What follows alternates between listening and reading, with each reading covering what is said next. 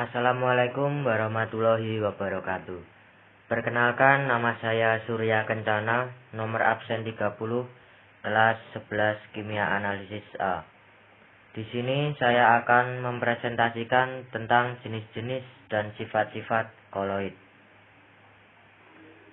Sebelum itu, saya akan menjelaskan terlebih dahulu apa itu koloid.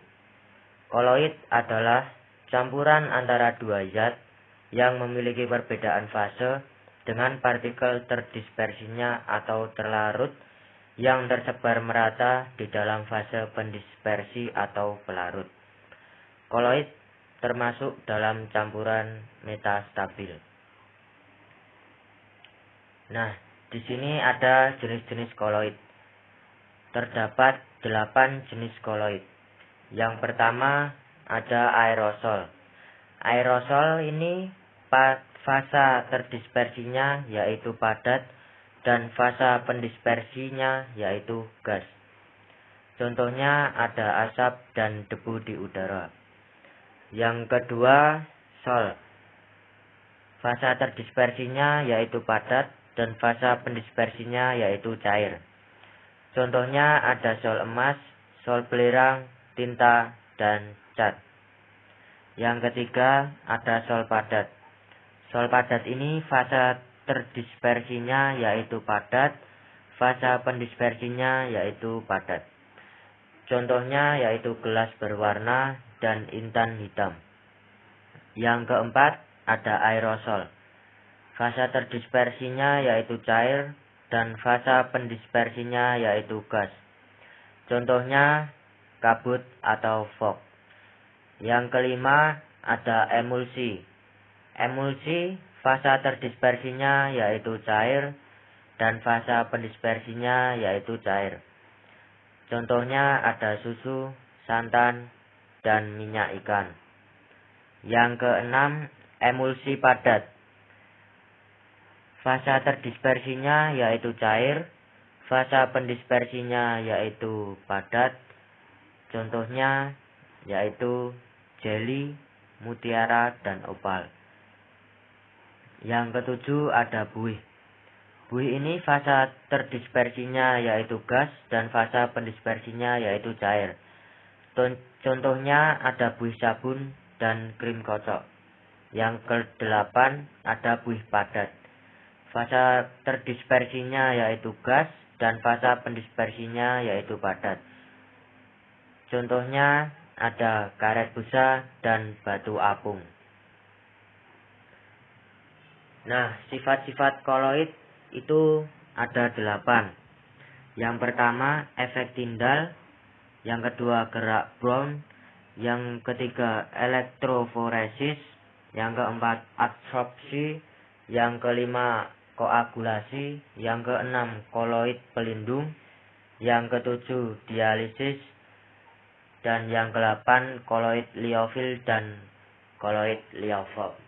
Nah, di sini saya akan menjelaskan satu persatu dari sifat koloid tersebut. Yang pertama ada efek Tyndall. Efek Tyndall adalah efek penghamburan cahaya oleh partikel-partikel koloid sehingga tampak lintasan berkas sinar atau cahaya. Gambar ini merupakan salah satu contoh efek Tyndall di kehidupan sehari-hari. Yang kedua, gerak Brown. Gerak Brown adalah gerakan tidak beraturan yang terjadi terus-menerus dari suatu partikel zat cair ataupun gas.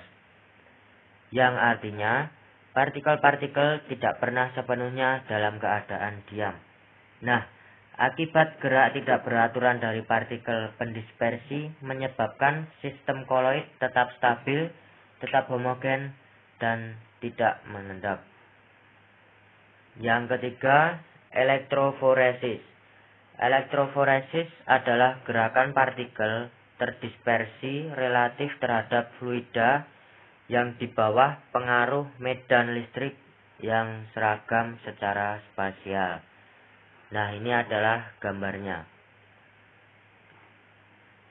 Yang keempat, adsorpsi.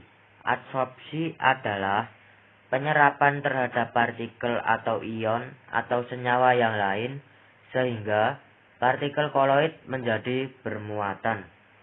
Kemampuan untuk menyerap atau menarik ini disebabkan oleh adanya tegangan permukaan koloid yang cukup tinggi. Yang kelima ada koagulasi. Koagulasi adalah penggumpalan partikel koloid karena penambahan suatu elektrolit muatan partikel koloid. Koagulasi ini dipengaruhi oleh pemanasan, pendinginan, penambahan elektrolit, pembusukan, dan pencampuran koloid yang berbeda muatan. Yang keenam, koloid pelindung. Koloid pelindung adalah suatu koloid yang ditambahkan pada koloid lain agar diperoleh koloid yang stabil, tetapi tidak menyebabkan koagulasi karena melapisi partikel koloid sehingga melindungi muatan koloid. Ini adalah gambar koloid pelindung. Yang ketujuh, dialisis. Dialisis adalah proses pemurnian koloid dengan menghilangkan ion-ion pengganggu yang ukurannya lebih kecil melalui membran semipermeabel. Contohnya, ada proses pemisahan hasil metabolisme dari darah oleh ginjal.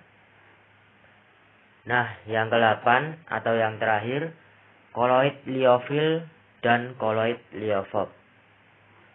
Koloid liofil adalah koloid dengan fase terdispersi suka menarik fase pendispersinya. Nah, hal ini disebabkan karena adanya tarik antara partikel-partikel fase terdispersi dengan fase pendispersi kuat. Sedangkan koloid liofob adalah koloid dengan fase terdispersi tidak suka menarik fase pendispersinya. Nah, hal ini disebabkan karena gaya tarik antara partikel-partikel fase terdispersi dengan fase pendispersinya lemah. Sekian presentasi dari saya, kurang lebihnya mohon maaf. Semoga bermanfaat. Wassalamualaikum warahmatullahi wabarakatuh.